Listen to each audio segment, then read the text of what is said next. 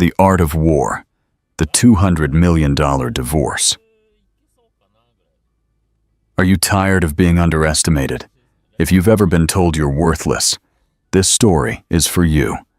Hit the subscribe button and like this video right now to witness the ultimate transformation.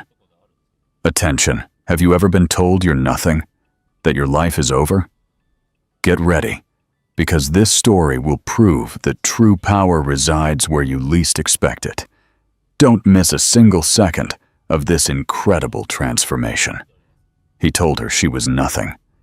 In the sterile gray office of the divorce lawyer, Alexander Sterling told his wife, Eleanor Vance, that her life was over. He sneered at her. He laughed and told her she would be nothing without his money. He watched her walk out into the lobby alone and defeated, expecting her to call a cheap cab. But Alexander waited. He waited to see her final humiliation. Only, he never expected the car that pulled up. He never expected the man who stepped out, and he never expected that the wife he had just discarded was the one who held all the power.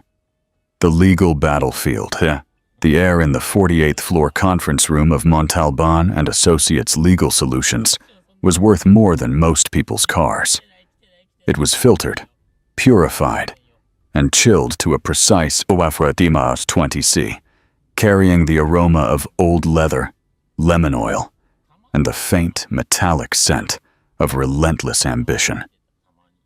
Through the floor-to-ceiling windows, the New York City skyline was a jagged gray cutout against a bruised November sky. The silence in the room was a living entity, broken only by the rustle of expensive suit fabric and the soft click of a gold-plated pen cap opening and closing. Eleanor Petrova sat on one side of a vast mahogany table that reflected the sky like a dark, calm lake. She felt like a ghost witnessing her own execution. Her hands were clasped so tightly in her lap that her knuckles were white. Her coat, a simple, practical wool overcoat from a department store, looked like a beggar's rag draped over the back of a $10,000 leather chair. Facing her was Alexander Sterling, the man who had been her husband for 12 years, and to say was a generous term. He leaned back, radiating smug, predatory confidence. His Brioni suit, worth $8,000, fell perfectly across his broad shoulders. His $30,000 Audemars Piguet watch caught the cold light. He wasn't just in the room. He owned it. Beside him, his silver-haired shark of a lawyer, Mr. Vernon, slid a single sheet of paper across the table. Vernon was the kind of man who had never lost, primarily because he only took cases that were already won. And by signing here, Miss Petrova, Vernon purred, his voice a soft, cultured baritone that belied the venom in his words. You acknowledge the one-time payment of $50,000 as a full, final, and irrevocable settlement of all claims for spousal support, present, future, and potential. You also waive any and all claims to Mr. Sterling's businesses, properties, assets, and private collections, as enumerated in Appendix A. Eleanor's own lawyer, a kind but spectacularly outmatched public interest attorney named Sarah Jenkins, flinched. Sarah's suit was polyester, and her briefcase was frayed at the corners. She looked, Eleanor thought with a pang of guilt, like a rowboat next to a destroyer. "Alexander, this is an insult," Sarah said. Her voice trembled slightly. $50,000! After 12 years, Eleanor supported your career. She managed your homes, your social schedule. She gave up her PhD to move to New York for your first big deal. Alexander let out a short, barking laugh that bounced off the wood-paneled walls. He leaned forward, tapping his gold Montblanc pen, a gift she had given him for their 5th anniversary, on the table. "She gave up what?" he scoffed, glancing at Vernon as if sharing a private joke. "That doctorate, wasn't it?" And what the hell was it, honey? He snapped his fingers, pretending to search for the word. Oh, yes, Florentine pigment studies. He turned his contemptuous gaze to Sarah. Are you kidding me? Let's be frank, Sarah. Who cares what kind of dirt they used to make the color blue 500 years ago? It's useless. Completely, utterly useless. Just like that art blog she runs. Does that even pay for the internet? He leaned back, spreading his arms. Let's call this what it is. Charity. I'm saving her. I got her out of a dusty, rent-controlled apartment in Boston and gave her a life she never would have dreamed of. She flew on private jets, wore designer clothes, which, by the way, I generously let her keep, and ate at restaurants where you can't even get a reservation. This $50,000, Eleanor, is a golden parachute. It's a gift. He gestured to the window at the city below. It'll get you a studio in, I don't know, the Bronx for a few months at least before you have to… What? Get a job? Can you even do that? What's the market rate for pigment study? Mr. Vernon smiled. Sarah went red with anger. You're a monster, Alexander, Sarah whispered. I'm a realist, Alexander retorted. His good humor vanished and replaced by ruthless coldness. She's 38 years old. She has no skills, no contacts. She has no market value. I'm giving her $50,000 more than she's worth.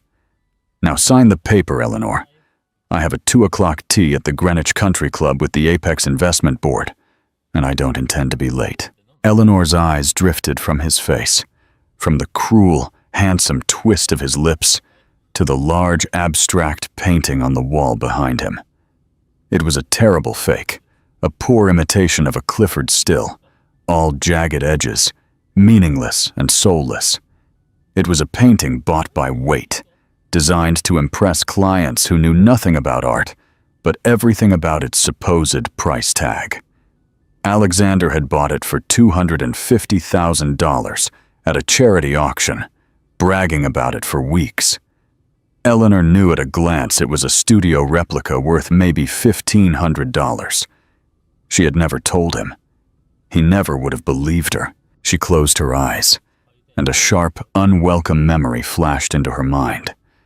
It was their 7th anniversary. She had just been offered a research fellowship at the Metropolitan Museum of Art, the culmination of her PhD work. She was euphoric. She told him over dinner at Per Se. Alexander hadn't even looked up from his phone. New York, he had said, scrolling. I don't do fellowships. Besides, I need you here.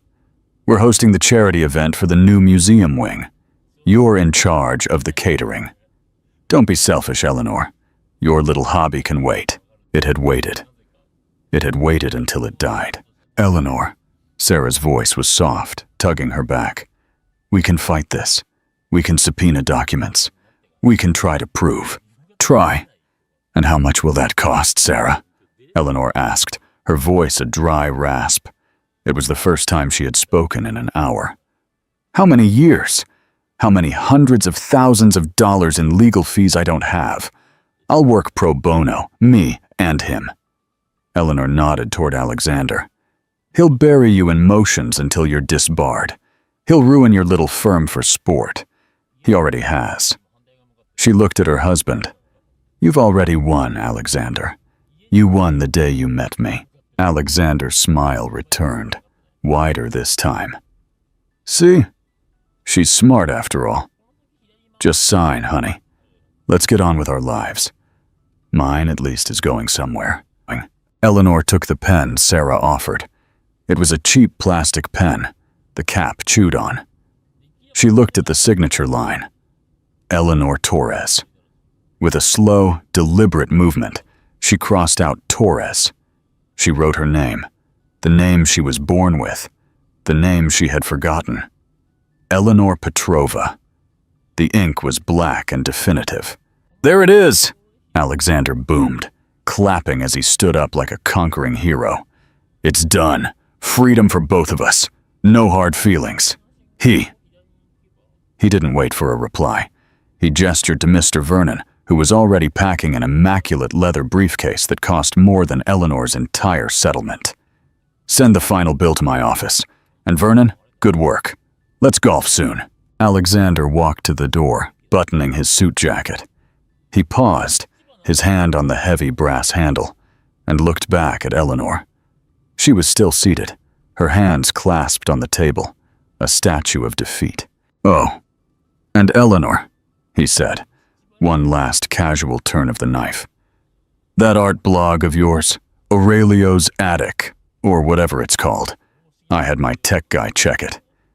You have 12 followers. 12! It's pathetic.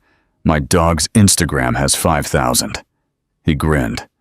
"Just a tip from someone who knows. Give it up. Nobody cares.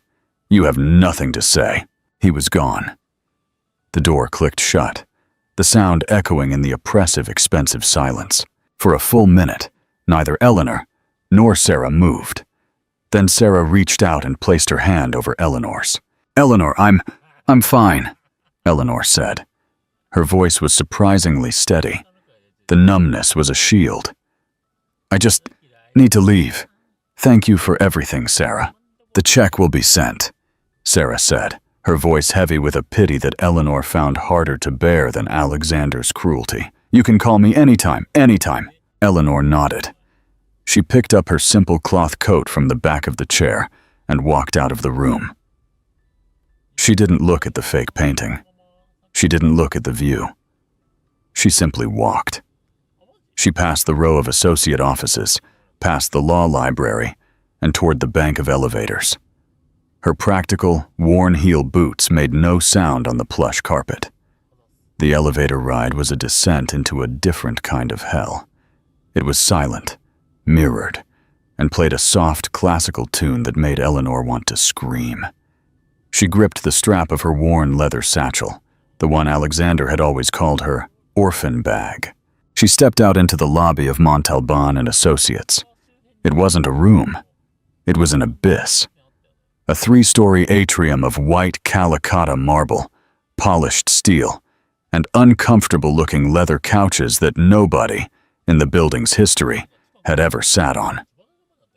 The only sign of life was a terrifyingly sleek receptionist, a woman who looked carved from ice, sitting behind a desk that resembled a fragment of a glacier.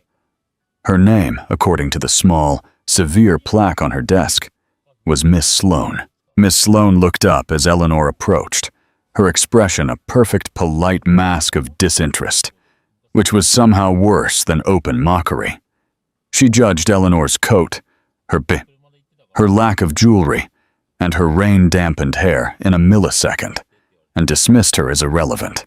Eleanor walked toward the glass revolving doors, clutching her coat. It was raining outside, a heavy November downpour that turned the yellow taxis on Madison Avenue into frantic smudges. She would have to wait. She moved to the side, standing near a towering, leafless plant in a steel planter, trying to make herself as small and invisible as possible. She pulled out her phone. The battery was at 14%. She opened the Uber app. Her fingers trembled slightly. Connecting. The app spun and spun. The signal in the marble and steel canyon was terrible. No cars available. She tried Lyft. Connecting. Ding! Eleanor's heart stalled. She didn't have to look. She could feel the sudden magnetic pull of his arrogance sucking the air from her corner of the lobby. Alexander stepped out of the elevator bank, adjusting his perfect silk tie. He saw her. Of course he saw her.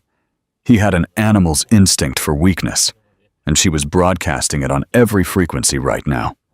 He sauntered over, a lazy, satisfied smile on his lips.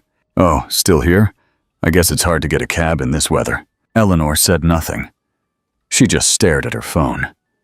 The useless spinning wheel. Come on," she whispered to the machine. "What's the plan, Eleanor? Eleanor?" He pressed her, clearly enjoying this. He was in no hurry. His tea appointment was a lie. It was pouring rain. This was his entertainment. He wanted to see the last pathetic scene of her defeat. Waiting for the subway? Hope you have a transit card." He laughed at his own joke. "Don't tell me you can't even afford an Uber." Eleanor's face flushed. She jammed her phone back into her bag, her eyes burning. This was the humiliation he had wanted. "Here," he said. Eleanor looked up. Alexander reached into his trouser pocket. He pulled out a thick wad of folded cash, his emergency money.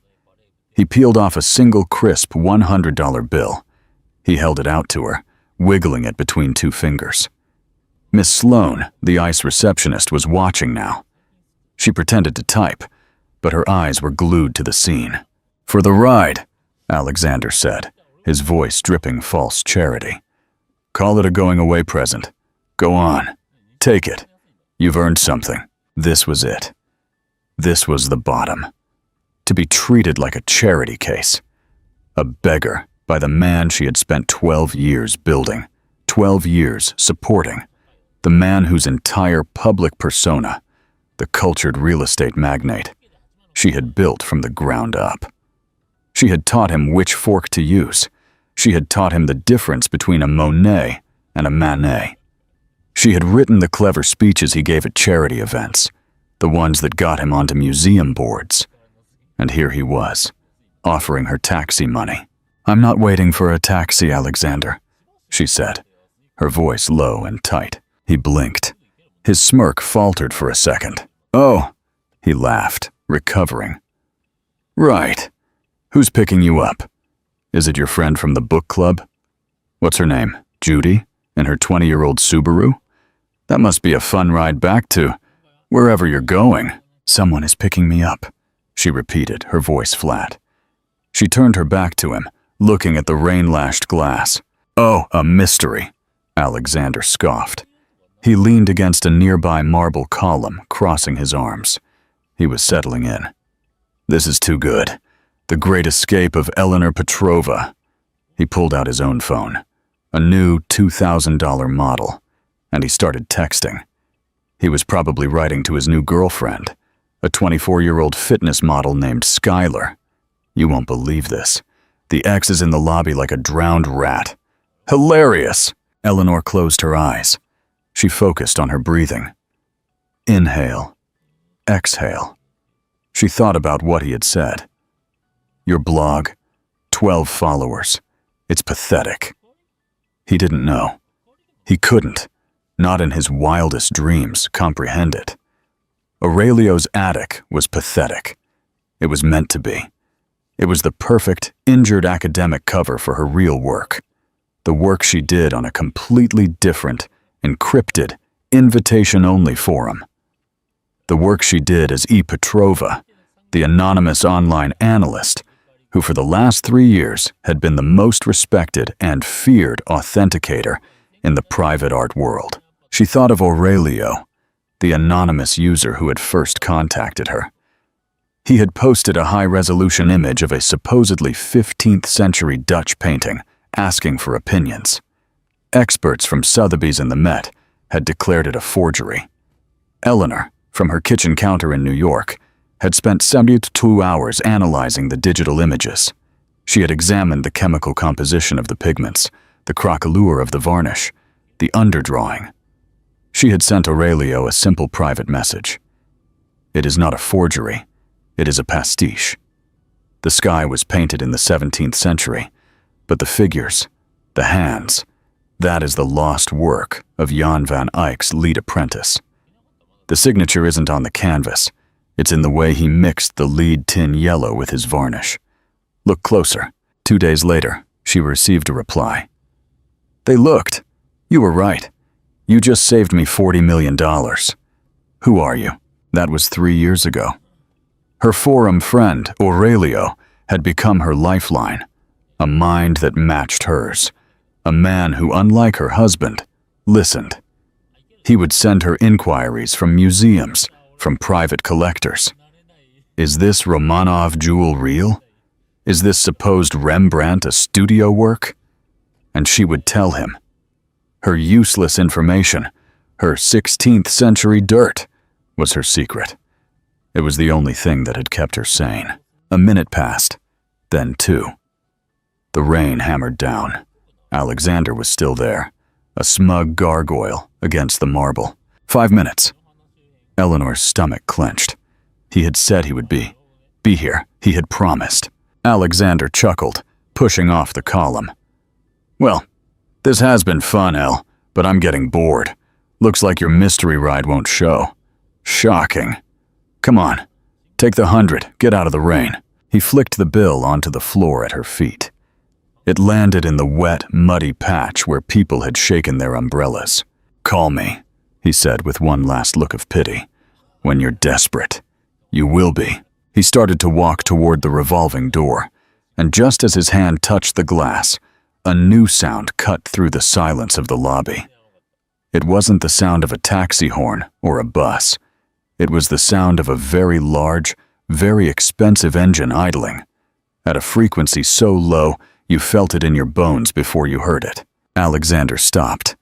He turned around. Miss Sloane, the receptionist who had seen presidents and oligarchs walk through those doors, stood up. She slid onto the curb with the silent, predatory grace of a panther. It wasn't a car. It was a declaration. A long wheelbase Rolls-Royce Phantom in a shade of midnight blue, so deep it looked black in the rain. It wasn't just new. It was personalized. It was the kind of vehicle that didn't just suggest wealth. It suggested power. The kind of power that didn't need to announce itself. Alexander paused, his hand still on the revolving door. His mouth opened slightly. Damn, he muttered, impressed. That must be Mr. Montalban. I heard he was getting a new one.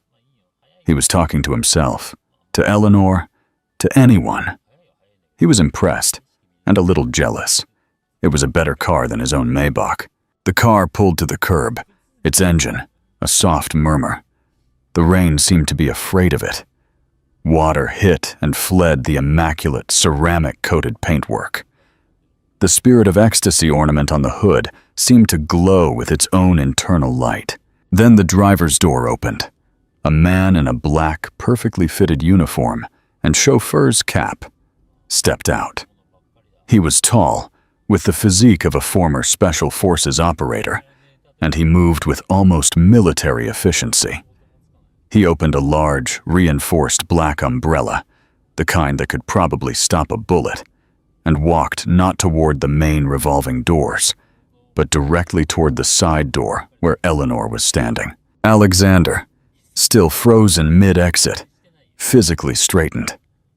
His confusion was quickly turning to shock. He wasn't there for Mr. Montalban. The chauffeur, Arthur, stopped exactly 3 feet from Eleanor. He was outside the glass. She was inside. He didn't speak. He just looked at her, and he gave a small, respectful bow. Eleanor nodded back. The knot of fear in her stomach dissolved, replaced by a deep, settling calm. She pushed the glass door open. Arthur immediately tilted the umbrella to cover her, shielding her from the downpour. He said nothing. Alexander's jaw was officially slack now. He watched as Eleanor, his useless, ruined ex-wife, was shielded by a private chauffeur from a $700,000 car. What the hell? Alexander whispered. But what happened next was what shattered his reality. The chauffeur didn't open her door. Instead, he turned and opened the back door, as if he had been waiting for a signal. And a man stepped out. He emerged from the car, not in a hurry, but with a deliberate, unshakable calm. He emerged into the pouring rain, as if the weather dared not bother him. He was tall, with dark, slicked-back hair. He wore no tie, just a dark gray cashmere turtleneck beneath a bespoke Loro Piana overcoat that probably cost more than Eleanor's entire settlement. His face was sharp, intelligent, and held an expression of such deep, focused intensity that Alexander felt a hit of genuine physical fear. He was a man who didn't just enter rooms. He claimed them. Alexander knew that face. His blood ran cold. He felt a prickle of sweat on his neck, despite the chill of the lobby. He knew that face from the most exclusive high-profile editions of Forbes and The Economist. He knew him from the whispers at billion-dollar conferences. It was Damian Valerius. The Damian Valerius, the reclusive, almost mythical founder of Valerius Logistics, the man who had revolutionized global shipping and data transfer, a man who bought and sold companies the way Alexander bought golf clubs, a man whose personal net worth was rumored to be in the 12-figure range, a man whose own firm, Sterling Realty, had been trying to get a meeting with. They had pitched a 15-minute presentation for 18 months to finance their new flagship development, the Sterling Tower. They had been turned down, ignored, and stonewalled at every attempt. What is happening? Alexander's mind was a screaming blank. Is he here for Mr. Montalban? Did he just see Eleanor? Is this a mistake? Damian Valerius ignored the rain, ignored the chauffeur, ignored the entire city of New York. His gaze, an intense, piercing blue, was fixed on one person, and one person only. Eleanor walked toward him. The chauffeur, Arthur, stayed by the car. Alexander, his mind racing and failing, stumbled forward. He was a networker, a shark. This was an opportunity. He didn't know what it was, but his instincts, however stunned, screamed at him to do something. "Mr. Valerius!" he shouted, pushing through the door into the rain, his Brioni suit instantly darkening. He trotted a few steps, a desperate, fawning smile on his face. "Mr. Valerius, Alexander Sterling of Sterling Realty, I've been sending my proposal to your office for—" Damian Valerius didn't even turn his head. He didn't slow down. He walked straight past Alexander, as if he were street furniture, a lamppost, a fire hydrant. He stopped in front of Eleanor. A small, almost imperceptible smile touched the corners of his mouth.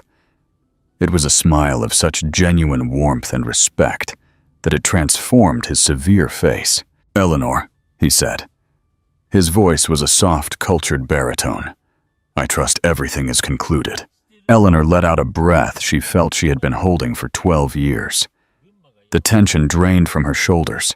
The shame, the humiliation, the coldness of the lobby, all of it evaporated. "Yes, Damian," she said, her own voice steady and clear. "It's done." "Good," he said. He gestured toward the open Rolls-Royce door. "Then let's get you out of this rain. Your new life awaits." My life!" This was Alexander, stammering, his brain on fire. He was drenched now by the rain, his expensive hair plastered to his forehead. He looked pathetic. He was standing in a puddle, his $2,000 Italian leather shoes ruined. "Eleanor, you know Mr. Valerius?" This time Eleanor turned to look at him. She looked at this man who had called her useless, who had flung a $100 bill at her feet. There was no anger in her eyes, no hate.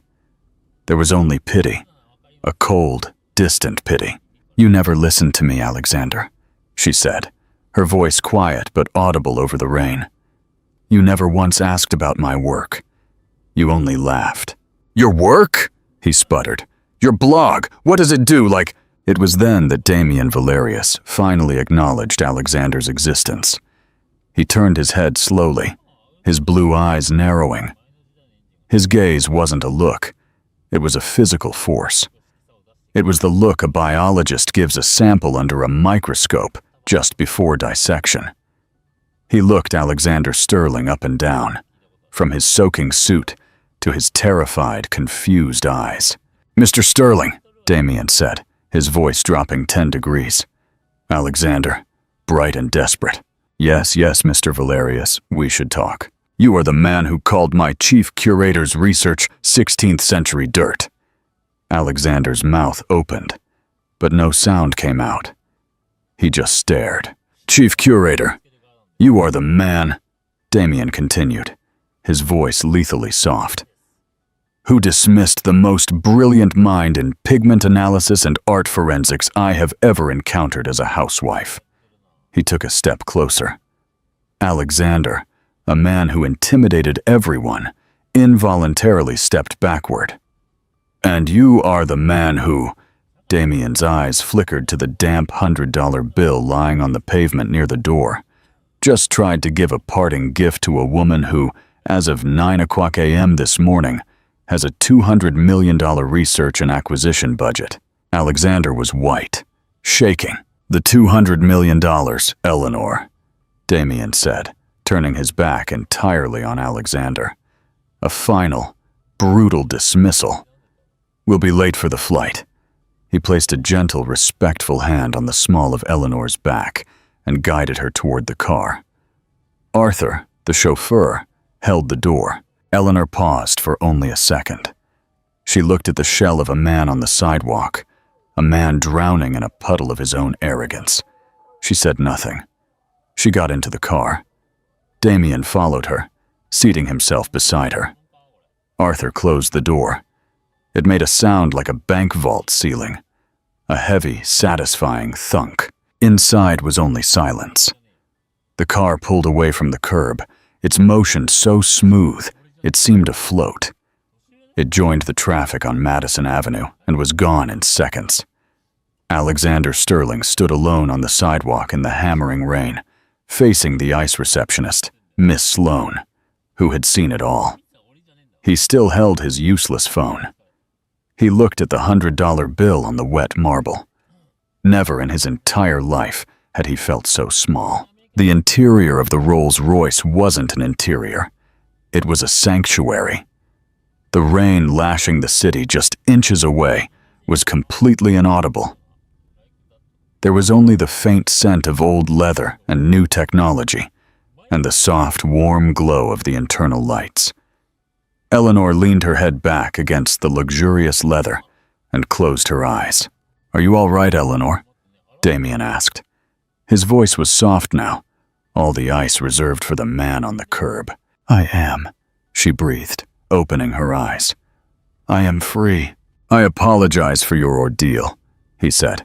"He is a spectacularly small man. You have no idea," Eleanor murmured. She looked at him, the man she had known for 3 years, but had only seen in person twice. "Are you sure you want me for this, Damien? After seeing where I come from?" Damien turned in his seat to face her. "Eleanor," he said, his expression serious. "Let me be precise. 3 years ago, I acquired a 15th century Dutch painting at a private auction. My own experts, the best from the Met and the Rijksmuseum, were convinced it was a later period forgery. The provenance was a disaster. They told me I had wasted $40 million. He paused, a hint of a smile. "Then I found an anonymous online forum for art historians, and I found a user named E. Petrova. She was in a heated debate with an Oxford professor about the use of azurite in early Renaissance works. I remember," Eleanor smiled. "Professor Morales was insufferable and wrong. So I took a chance," Damien continued. "I created an account, Aurelio. I posted high-resolution images of my fake painting. And I asked one question, 'What do you see?' And I told you," Eleanor said, her voice gaining strength, "that it was not a forgery. It was a pastiche. The sky was painted in the 17th century, but the figures, the hands, the underdrawing, that was 15th century. Someone had updated it to match the style of the time, but the original artist's fingerprint was right there, in the way he mixed the lead tin yellow into his varnish. You saw in 2 days what an entire team of experts could not see in 6 months," Damien said. "You, Eleanor Petrova, saved my Vermeer. That painting is now the pride of my collection. And you are the only person I trust to manage it. The only one." He gestured to the window. The car was now on the highway, speeding toward the airport. "Your ordeal, as you call it, is over." Alexander Sterling was a temporary inconvenience. Your work is permanent. The entire Valerius Foundation collection is now yours to direct. The jet is waiting at Teterboro Airport. We'll be in Geneva by morning. Your new apartment is ready. The restoration lab, the one you designed via email, is fully equipped. The X-ray fluorescence spectrometer you wanted just arrived from Germany. Eleanor looked at her hands. The hands Alexander had mocked for being unmanicured. The hands that in college had been stained with pigment and linseed oil. They were steady now. "He called my work dirt," she whispered. "We are all dirt, Eleanor," Damien said, looking out at the skyline. "The only difference is what we choose to build with it. He built a house of cards. You are building a cathedral." For the first time in over a decade, Eleanor Petrova smiled truly and completely. The reckoning. Alexander Sterling did not go to the Greenwich Country Club. He went back to his empty penthouse, the one Eleanor had been ordered to vacate a month earlier. He drank.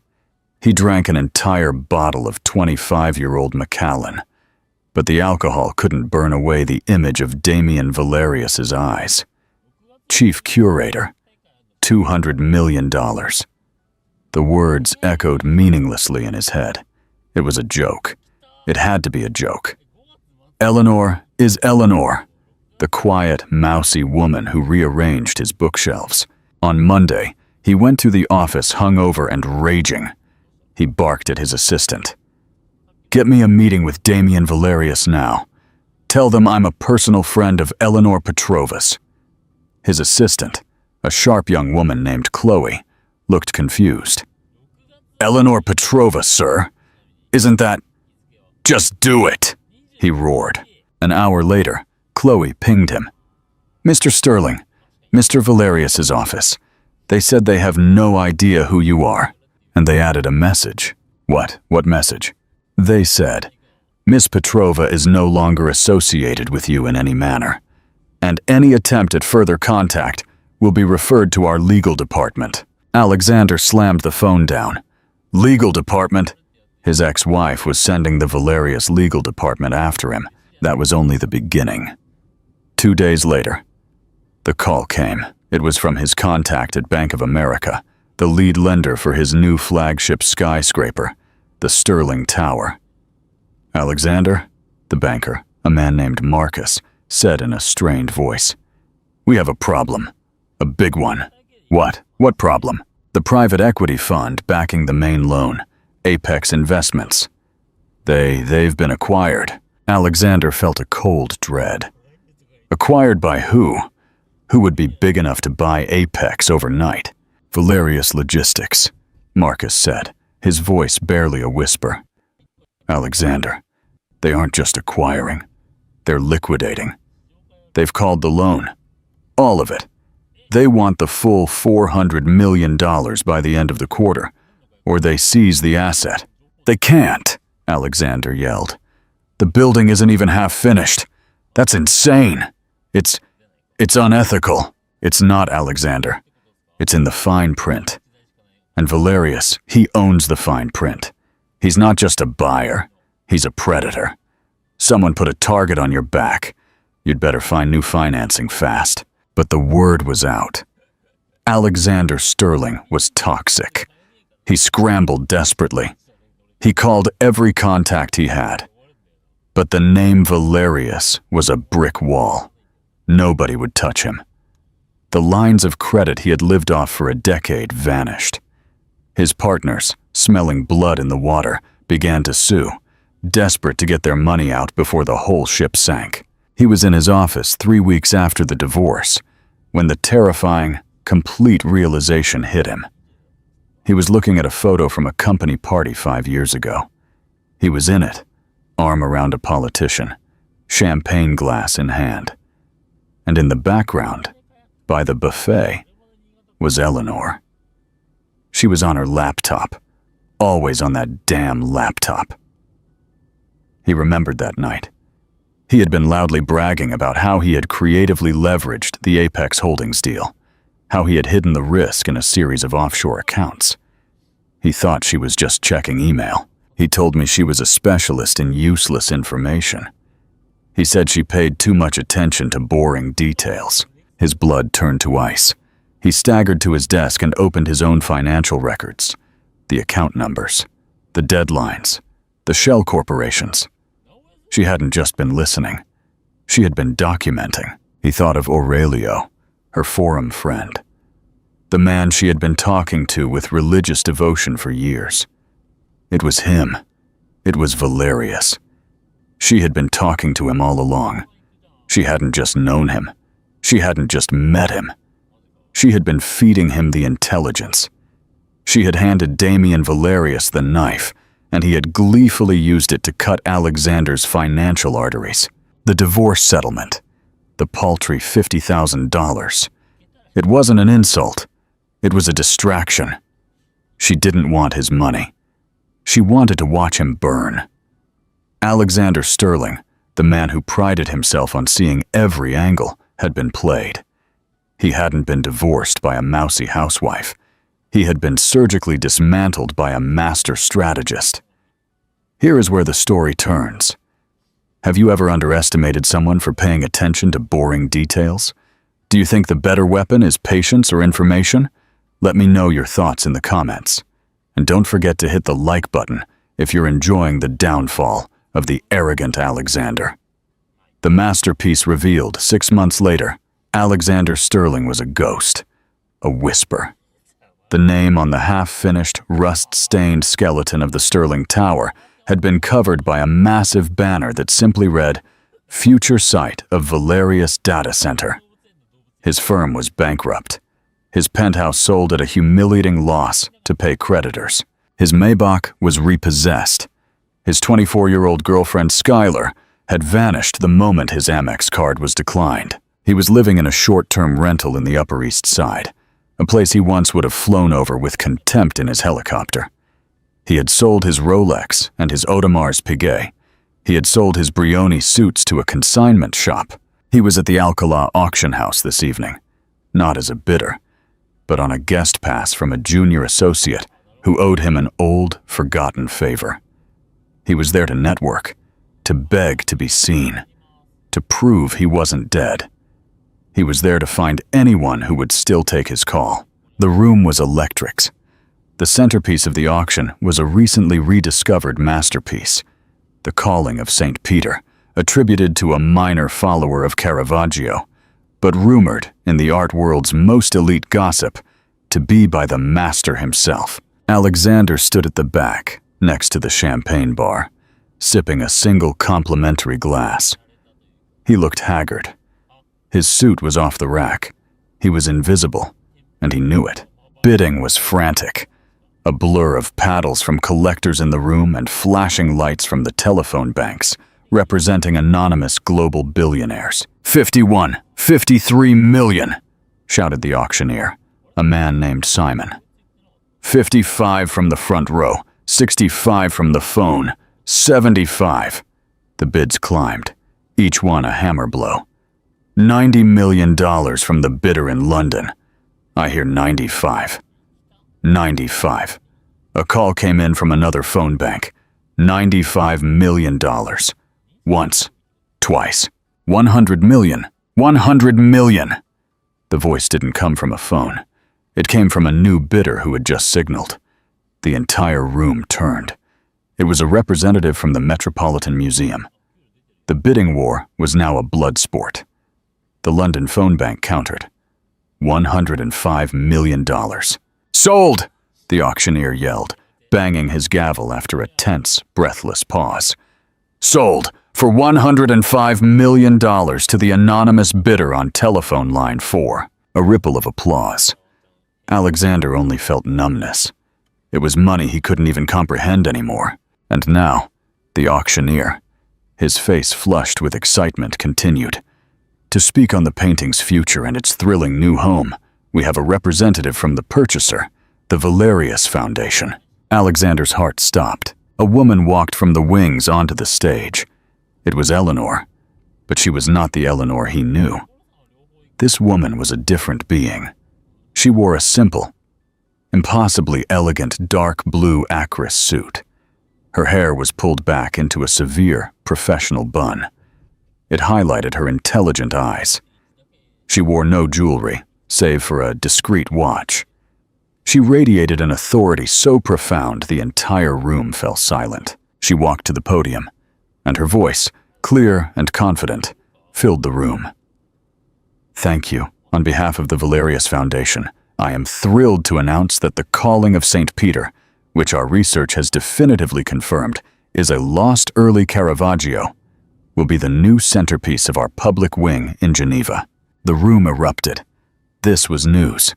This was history. She hadn't just bought it, she had confirmed it.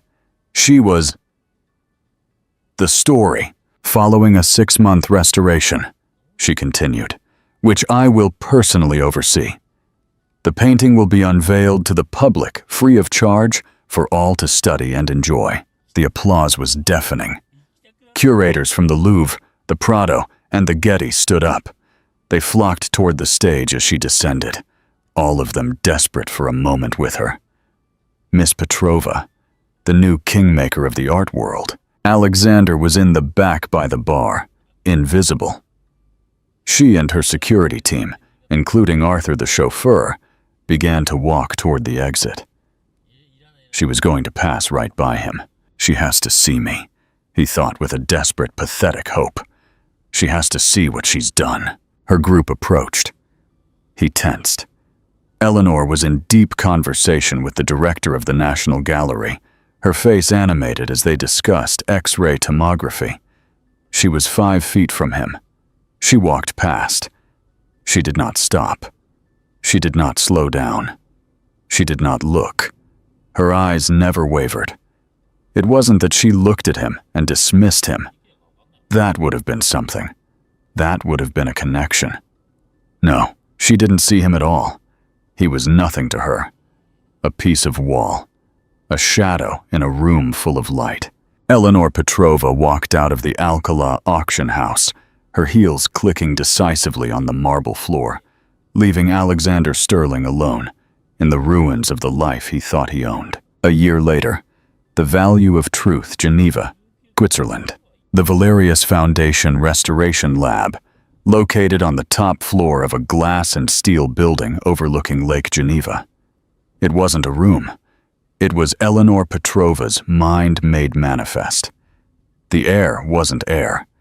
It was a carefully curated atmosphere, humidified to a precise 45%, filtered of all contaminants, and kept at a constant 70. The silence wasn't an absence of sound, but a presence. The soft hum of the high-powered ventilation, the quiet click and whir of the X-ray fluorescence spectrometer, the rustle of the climate control systems. Eleanor, wearing a crisp white lab coat, was bent over a large 16th-century painted panel. To the untrained eye, it was a competent, if uninspired, portrait.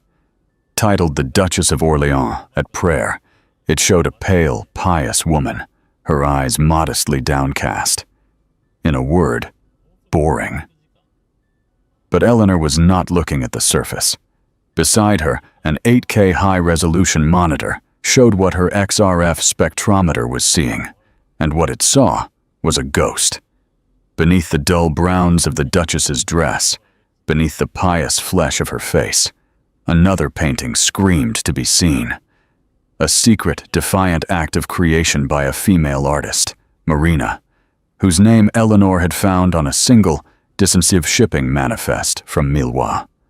Her work had been deemed too bold, and had been unceremoniously painted over by a male apprentice. Eleanor wasn't just restoring a painting. She was performing a resurrection. The pneumatic door to the lab hissed open. Damien Valerius walked in. He held 2 coffee cups. He placed one on the sterile steel counter, a safe distance from the workspace. "How is she today, Eleanor?" "She's angry," Eleanor murmured, not looking up from the monitor. He used cheap, unstable azurite to cover her sky. The fool was so rushed to erase her that his work is cracking. Hers is as stable as the day she painted it. "A common theme," Damien said, sipping his coffee. "Insecure men in a hurry." He sat on a stool watching her. Theirs was not a romance.